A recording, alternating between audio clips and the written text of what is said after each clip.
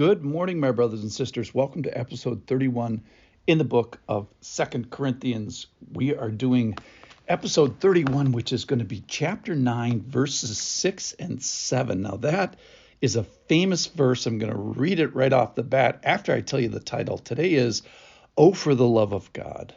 So listen to pursuing the heart of God within this passage. It has to do with money, has to do with giving, has to do with God's generosity at its foundation. All right, here it is. The point is this: whoever sows sparingly will also reap sparingly, and whoever sows bountifully will also reap bountifully. Verse 7, each one must give as he has decided in his heart, not reluctantly or under compulsion, for God loves a cheerful giver. So I'm going to start with verse 7 here today. And the curious word to get started one is it says that each one must give. And it's not giving, he's going to talk about this in a second, that is reluctant deciding. That is, if you give reluctantly, it means that you don't understand the foundational principle, which is this bountiful and generosity of God himself. And then the other thing he says is don't do it under compulsion. So when you talk about must giving, it's not a compulsive giving. That is, how does that demonstrate a heart that's correct if you're doing it down the barrel of a gun?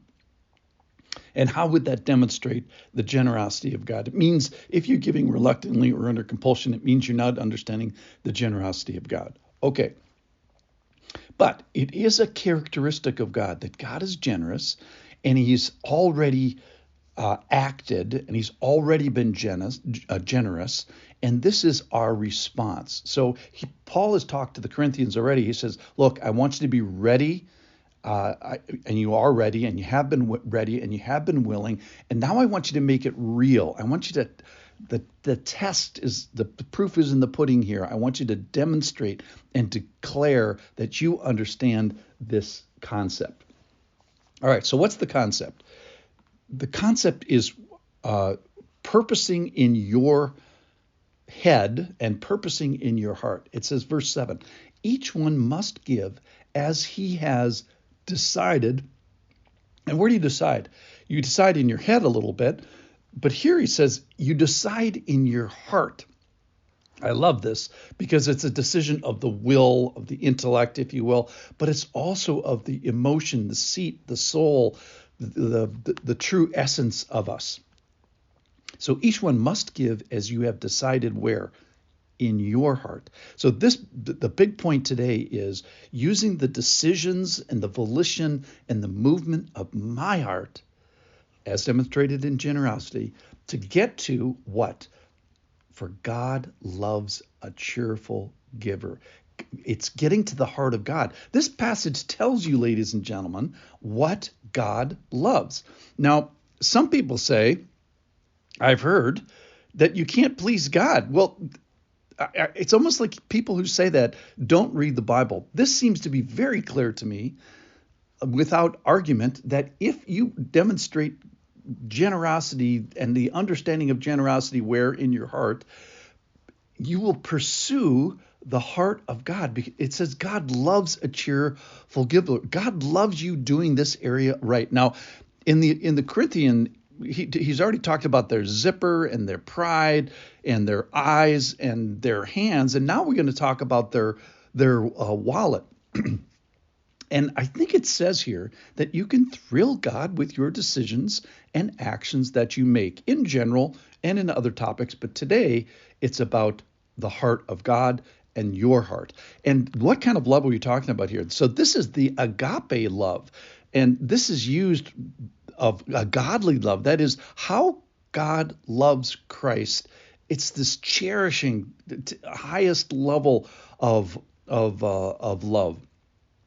So why might I consider changing my giving practices? Let's talk about practicality. The answer is for the love of God. Now, I've heard this as a curse before, this line, oh, for the love of God. But I want us to say it today as why might I change my checkbook activity? Oh, it's for the love of God, that God can be pleased and you can do it specifically. This is not a box checking activity for the approval of God. This is perhaps a relationally enhancing activity. It's an intimacy pursuing. It's a way, a mechanism really of going deep with God by considering the way I give. He uses a principle from farming. Sowing sparingly means reaping sparingly. Sowing bountifully means reaping bountifully. That is, we have a decision, an action, a task, but it's not of the head really, it's of my heart, and it's for the heart of God.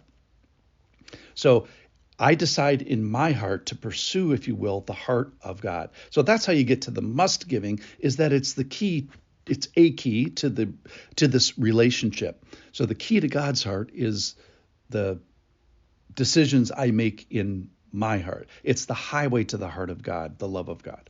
All right, so in conclusion, this is all based on the generosity of God. Let's not forget that. And this is our response to this. This is not some sort of a I'm going to do this for God and he's going to give me something. He's already done his part.